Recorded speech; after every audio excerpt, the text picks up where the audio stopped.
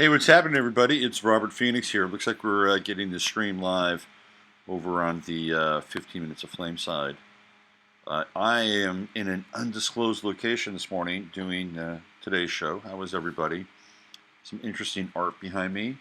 My focus aid beside me.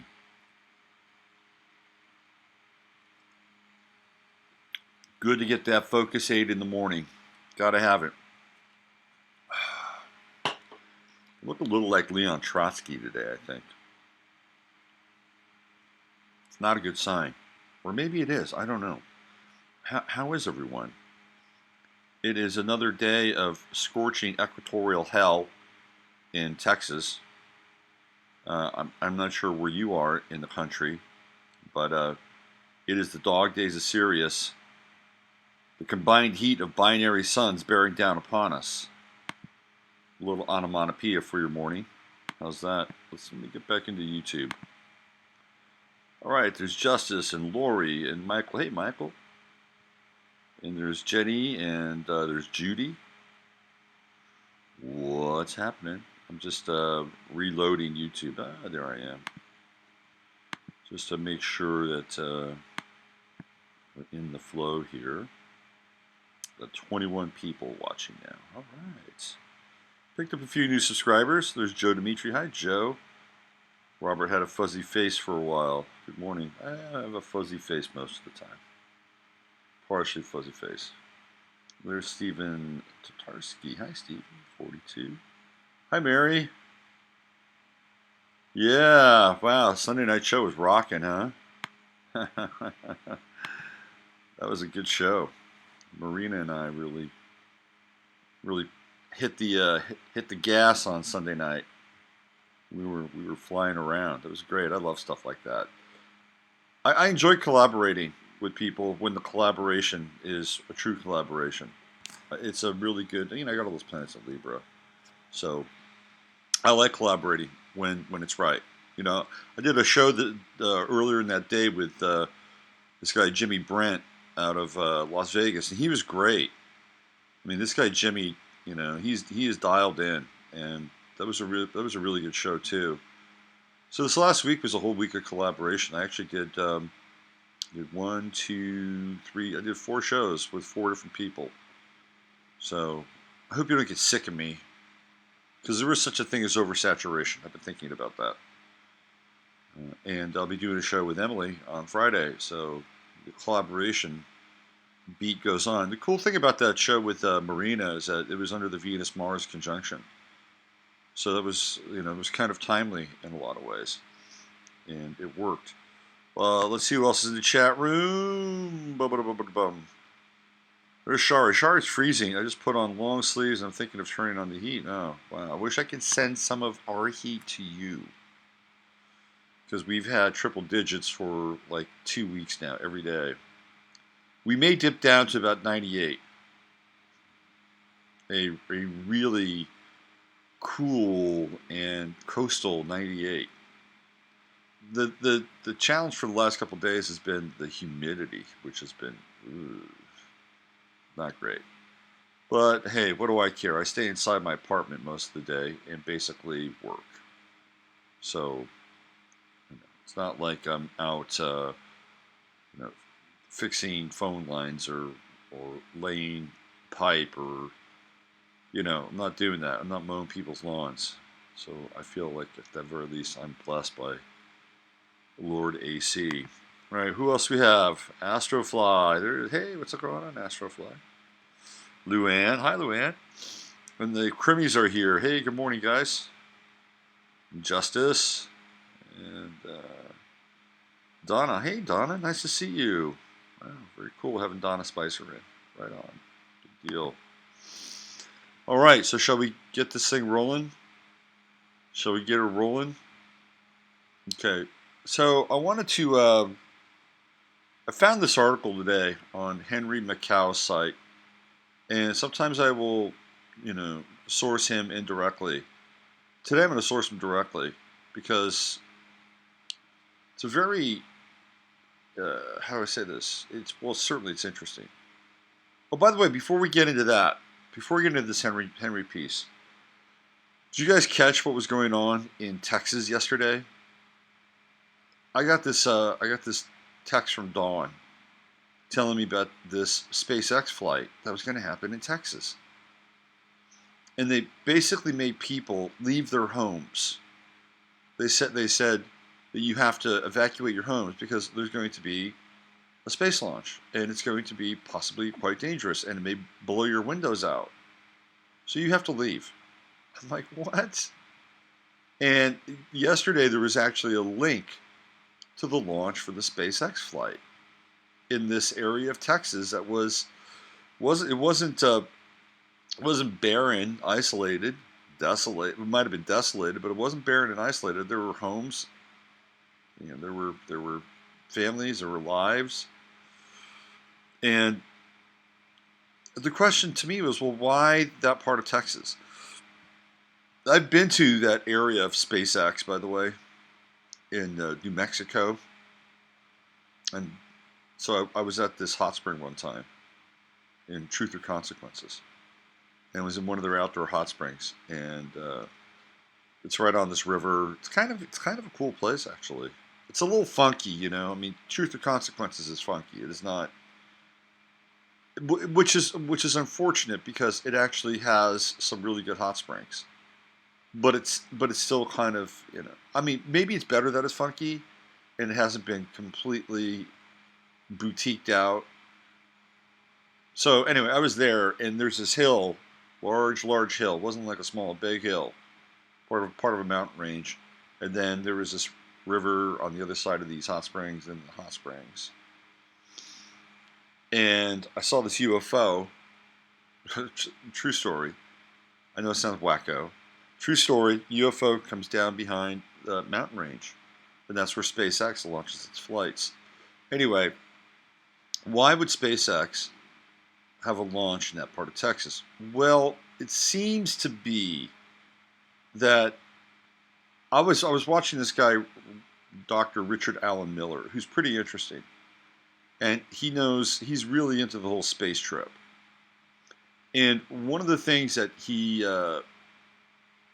brought to my attention, which, you know, I kind of thought that this is a possibility, but one of the things that he brought to my attention is that there are these gaps in the ionosphere that move around the planet, or sometimes they're stationary, but sometimes they move.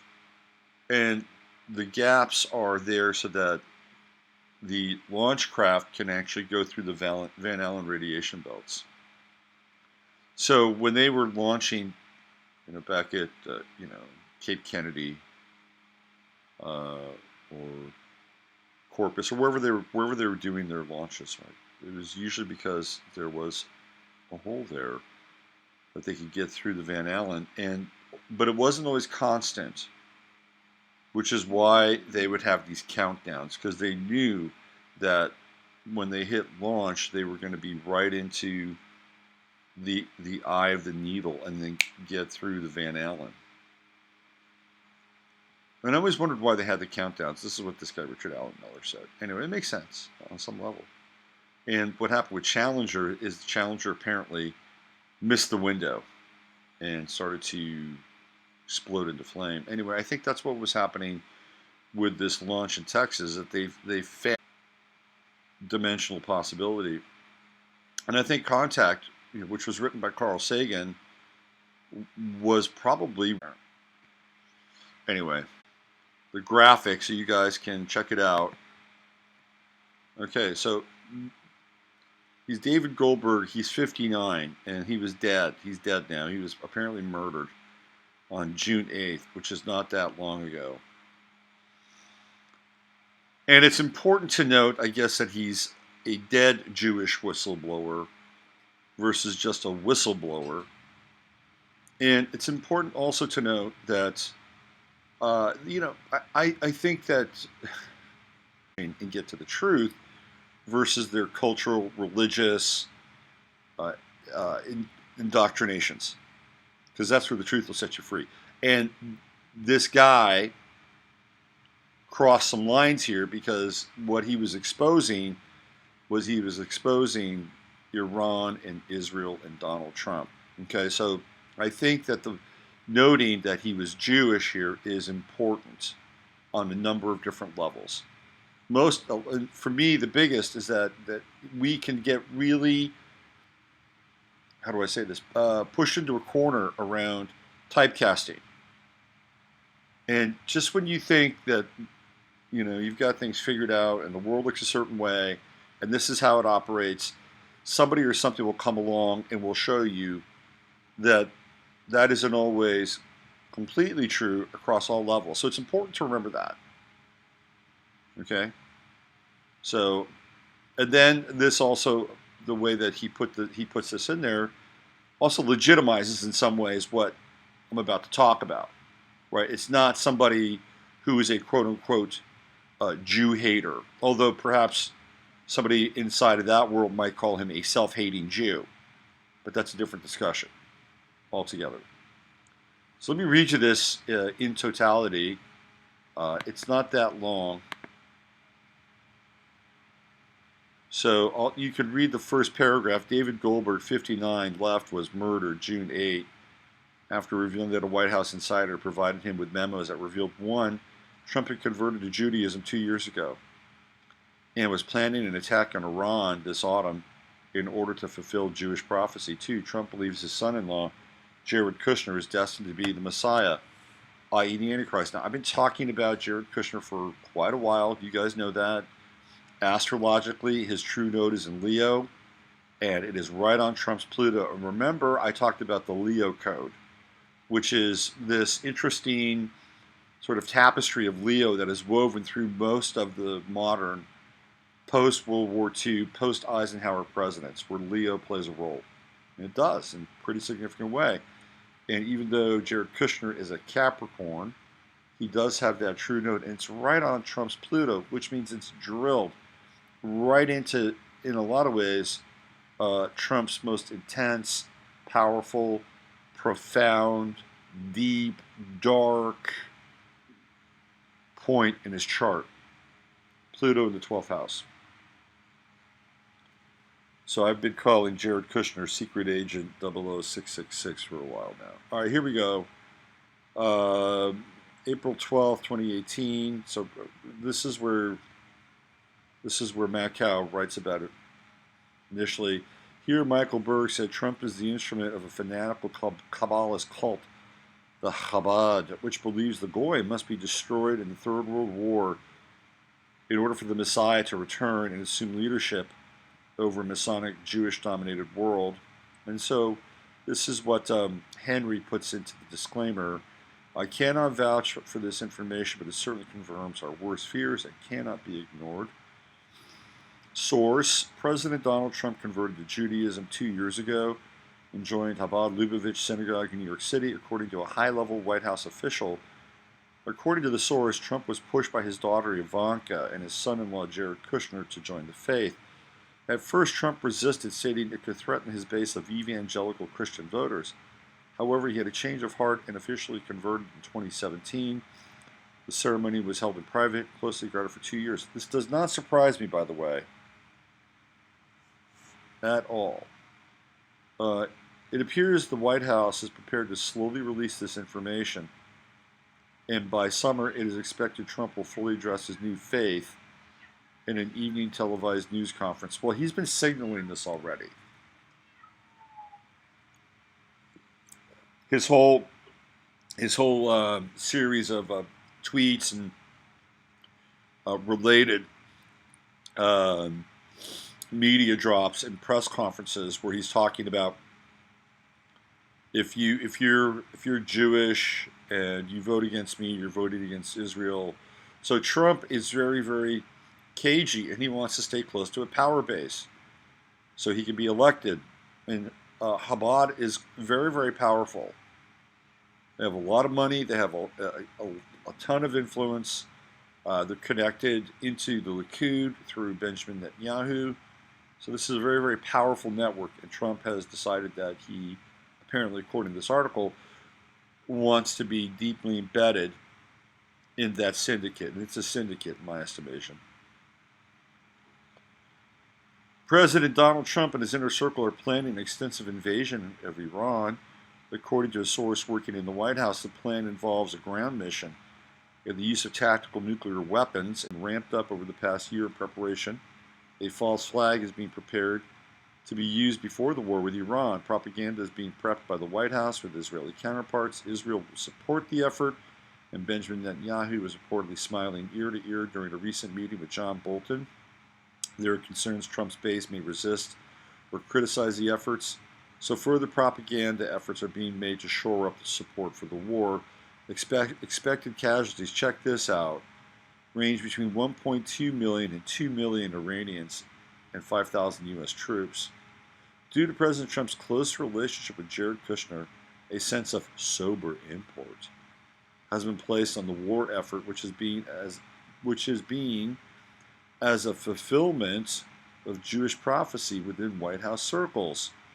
Many of the White House believe Jared Kushner is the Messiah, or the Jewish Moshiach, who cannot attain his throne until Iran is wiped out. Well, theoretically, most of the world has to be wiped out.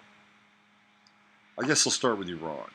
The White House source is a high-level official who's been right about many other things in the past, and their identity has been verified. President Donald Trump has reportedly told close senior White House associates that he wants Jared Kushner on the presidential ticket in 2020, which we've talked about. Two senior sources have said the president has expressed he would prefer Kushner as vice president over Mike Pence, in part due to the fact that Trump believes Kushner is the Jewish Messiah, or Moshiach. The source has added that Trump said he generally likes the job Mike Pence has done, but that the president stated things are moving so quickly with our plans in Israel that we need Kushner closer to power. That sounds like Trump. That sounds like something Trump would say. The quote was provided by a source who said that Trump said this verbatim, word for word. The source did not speculate on what the president meant by plans in Israel or why Kushner would need to be close to power. The Kushner family continues to garner controversy with the recent publication of Kushner Inc. by author and researcher Vicky Ward. Okay, so I want to talk about Jared Kushner a little bit, and then I'm going to get into this this piece around what this person unveils and reveals inside this article. I think, and this gets into Q, I think that Q, while Q has been an interesting operation to begin to wake people up on some level, and I'm going to, just say I'm glad that that's happened and taking place. The challenge with Q is that awakening and that kind of process is always in a very controlled environment, meaning that people could wake up, but they had to stay in alignment with the Q drops. Trust the plan, trust the plan, trust the plan, popcorn, popcorn, popcorn. And not once does Q ever talk about Jared Kushner. I could be wrong. Maybe I'm wrong, because I don't follow Q to the letter of Q. I don't. I check in with it and I just see what's out there. I'm peripheral. But I don't think there's any real critical thought or analysis or Q drops around Jared Kushner. And Jared Kushner is one of the most dangerous people in the United States and the world. Jared Kushner and Ivanka Trump have essentially been, I wouldn't say they've been president, because I think Trump has got his own fingers in the pie, but they're very, very responsible for a lot of the public policy that Trump has implemented, especially on the border and especially with the immigration plans. Jared Kushner was responsible for the exodus of Flynn and Steve Bannon. And I think the Trump administration would be far better off with the two of them in there, but they're gone now. So to that extent, Jared Kushner, I think is a real threat. And if there's anybody out there who's got any kind of power or clout, which I think is very, very difficult at this point, that guy needs to be out. He needs to be removed. He needs to be as far away from the White House as possible. But I think we're looking, and I talked about him, like, bang on. And one of my first interviews around him was in Colorado. I think it was my last show with Regina in Colorado. And I remember talking about or broaching Pizzagate a little bit, and the producer of the show was very nervous. Okay, let's not try to go there too much. Needless to say, that was my last show at Gaia with Regina. He was like, we don't want. I don't think Robert should be here anymore. That's okay. Regina still loves me. All right, so this is inside the piece itself, and I'll throw this link in the chat, or I won't throw it in the chat, but I'll throw it in the show page. So this is somebody who wrote in. A personal friend reveals. This is very telling stuff. David kept me abreast of things over email, and he told me that he'd been given some documents he felt could, for certain, get him killed. The documents related to some internal White House memos in which a couple of New York rabbis were meeting with Trump frequently. And the memos talked about the nature of those meetings. I didn't get full details, except that it seems the rabbis were going to deliver for Trump a re-election victory if he did things they were asking. I guess Trump was listening intently because, well, this is what David said to me. Because the rabbis had a lot of power in ways in which they could rig the elections if they needed to. The memos also talked about how Trump's poll numbers were not very good. He could easily lose in 2020.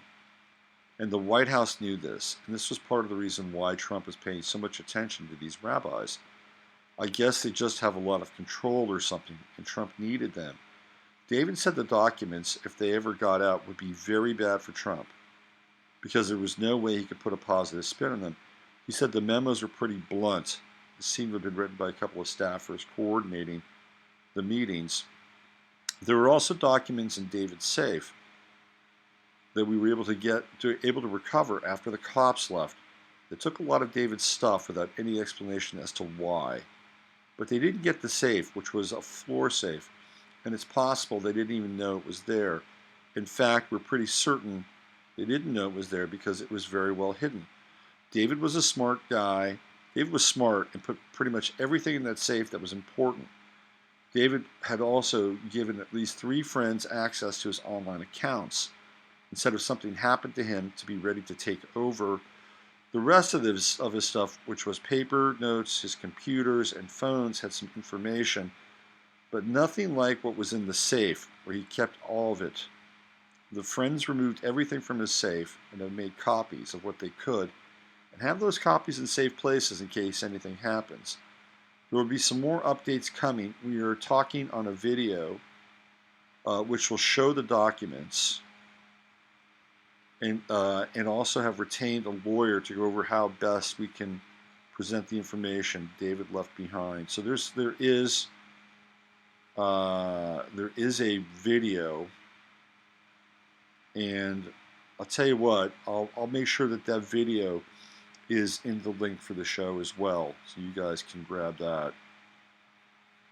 So let me just check back in with you and see what your thoughts are on this. I don't think it's that far-fetched at all, to be honest with you.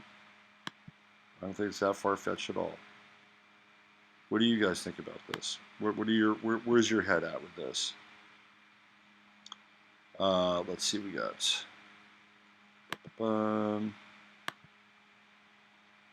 let's see, where are we with Facebook or YouTube? Are we on? Okay, here we go. Kushner is Judas. No, Kushner is Damien from The Omen.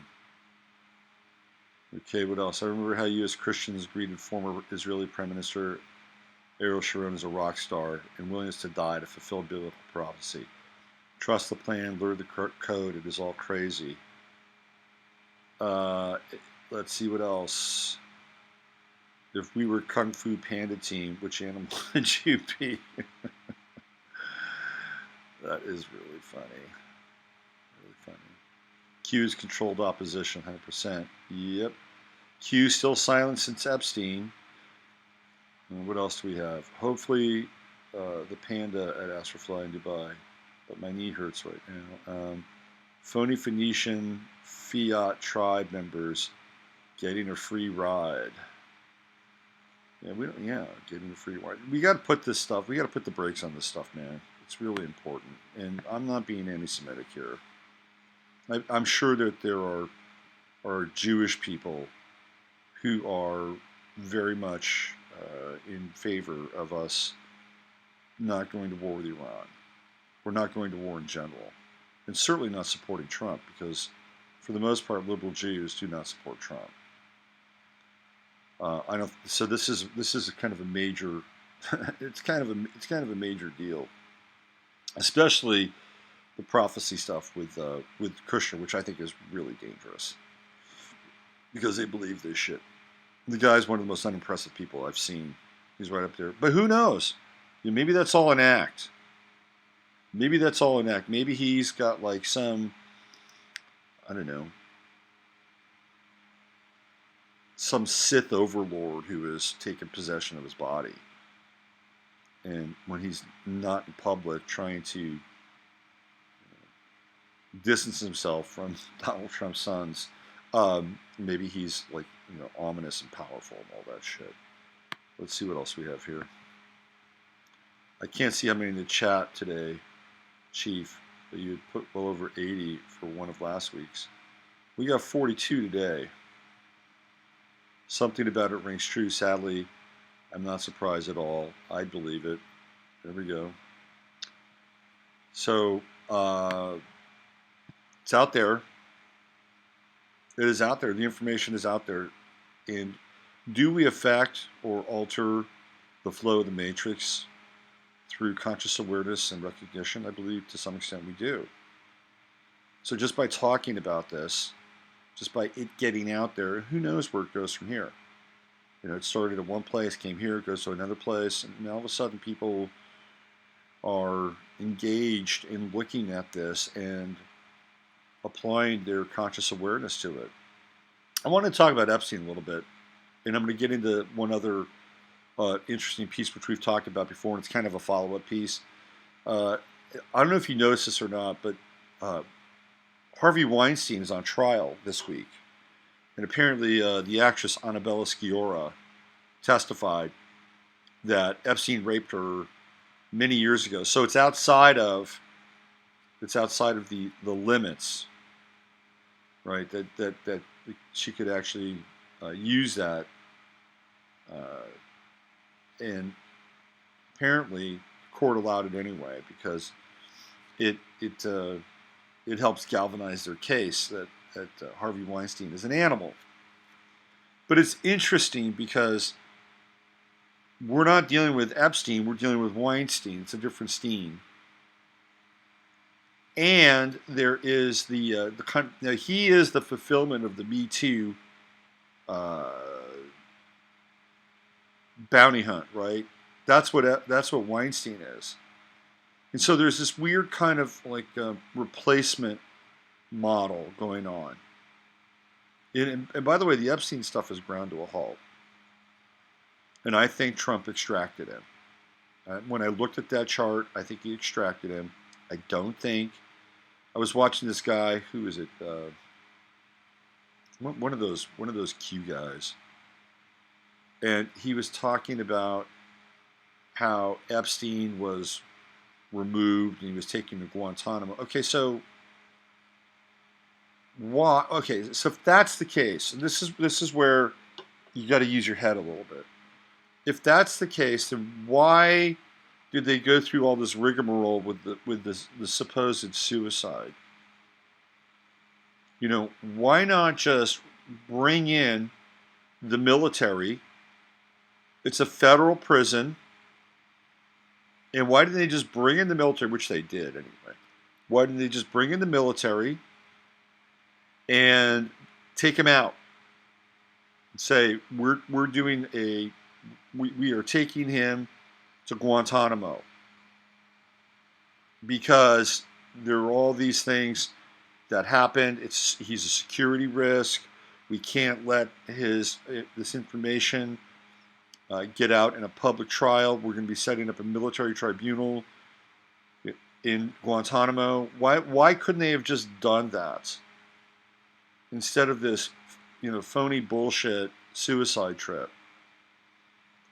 Because that would have done, I think, a lot more to extend some credibility to this fairy tale that they've been playing with for a long time about Q. And as a result of that, it also would have shown people, oh, this is a government you don't fuck around with. This is a government you don't fuck. But it all, goes back down into this little vortex that circles and circles and circles the drain of reality and the drain of reality events and gets sucked right through. Anyway, I think Epstein's still around. I think he was extracted. I think Trump was told to extract him, and that's what happened. And I don't think he's there to provide, because they know the shit anyway. They know all this stuff anyway. They've been involved with him. The CIA's been involved with him. They know it all. What more do they need? They need to pull his fingernails out to get the secret codes? I don't think so. He's living somewhere else now. Anyway, Weinstein is the replacement, and I was sent a piece yesterday about Me Too. I sent a piece about Me Too and Epstein. And it was really interesting because Me Too, hashtag Me Too, has been incredibly silent around the Epstein stuff. Like, really silent. Like, there were no women at a high level. Like, where was Asia Argento? Man, she is talking about the witness protection program. Ever since Bourdain's death, you can't find her. What about Miss Alyssa Milano? Where's Alyssa Milano with Epstein and the Me Too stuff? Where is she? She's nowhere to be found. And so what does that tell us about these people? Is that they're agents and that they're deployed when they're told to do their thing.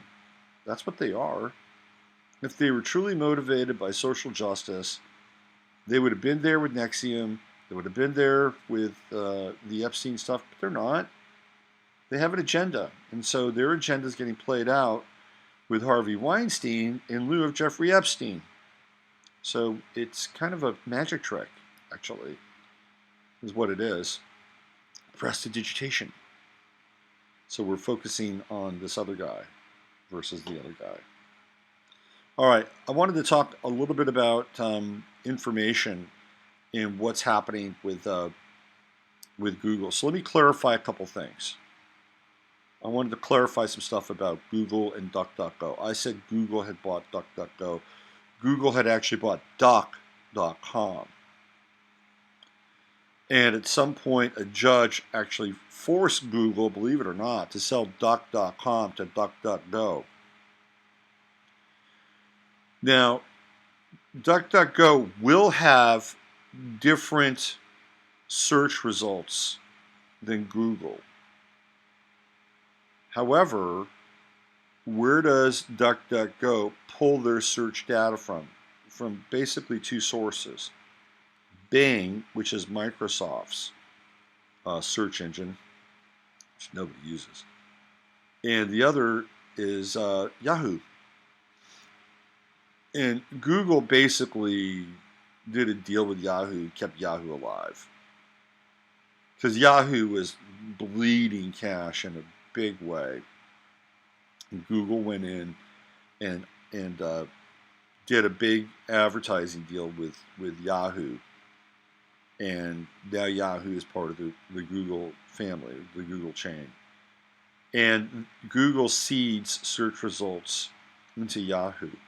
So if Google is seeding search results into Yahoo and DuckDuckGo is pulling search results from Yahoo, they're getting Google search via third party. But they're also getting Bing stuff. At the end of the day, it's still better than Google, though not as good as used to be. DuckDuckGo was better. So I wanted to read this other story. This is about the burying of information. And this is from Zero Hedge, and I'll read this too. Google is burying alternative health sites to protect people from dangerous medical advice. So let me read this to you guys.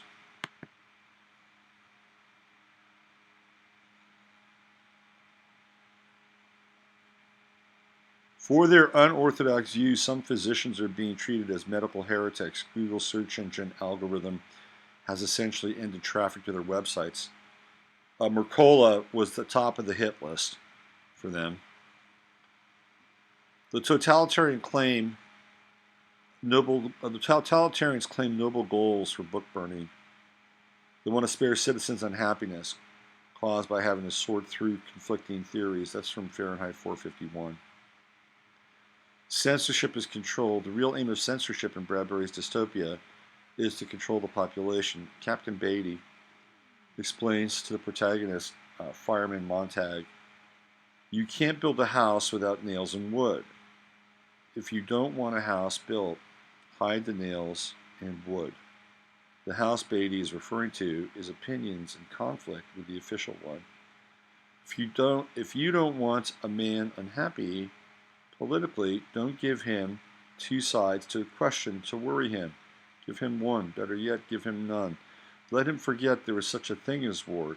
If the government is inefficient, top-heavy, and tax-mad, better it be all those than that the people worry over it, Bradbury wrote. Nobel laureate copes with conflicting opinions. When making decisions, we often face conflicting theories. Daily, we face choices about what to eat. Although the government issues ever-changing dietary guidelines, thankfully the marketplace supports personal dietary decisions, ranging from carnivore to vegan. We are free to choose our diet based on our evaluation of the available evidence and the needs of our bodies. When we face health issues, decisions become tougher. There is an orthodox opinion, and there are always dissenting opinions, for example. After its June 19 algorithm update, Google is relying more on human quality raters. Google instructs raters that the lowest ratings should go to a YMYL page with inaccurate, potentially dangerous medical advice. YMYL stands for your money or your life.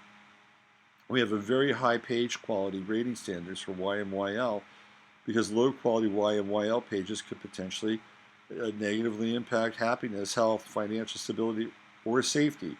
So basically, this is what Google says. So basically, what Google is doing is that they're culling data in a different kind of way. They've created kind of a node that they can focus in on, and they're defining their algorithm based on that, not about what's popular. So this is the fairness piece that they've hardwired into their new algorithm. Does that sound reasonable? If a site argues for treatments other than the medical orthodoxy, then by definition the site can arouse readers' cost or concern. For some people, unhappiness. Do we really want Google to assume the role? It's a really big part of the movie. And Anna Freud, I believe that was her name, Anna Freud, Freud's daughter, was heavily promoted and did a lot of work with veterans coming home from World War II as well. It was a big deal, psychotherapy and working with veterans, the first wave of shock victims, the PTSD guys, which a lot of people don't talk about, by the way. When fathers came home from the war and started having kids, those fathers were really fucked up.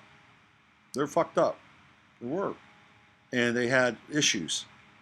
And they had issues around discipline, control, anger, abuse. And it, back then it was kind of like, well, this is what men do. They're disciplinarians. And not everybody went to the war, but a lot of men did. And it created a lot of stress with their families. And it doesn't get talked about very much. And it's one of those things, it's one of those waves of of trauma that, of course, wash up on the shore of our everyday lives, through however that affected people, affected their kids, their grandkids, their great grandkids, et cetera, et cetera, et cetera. So it lives on through the DNA and the biology of the experience. All right, where are we? Let me get back here. All right, I got to get out of here. Let me just wish you all a wonderful Tuesday. I'll be back tomorrow. Perhaps we can revisit some of this information. And at the very least, stay alert. Stay alert. And, do your very best to stay sane at the same time in your own way. And it may not look that way to other people, but do your best. I'm Robert Phoenix. Use your head to discern what's real, your heart to say what's possible. You've been listening, watching 15 Minutes of Flame.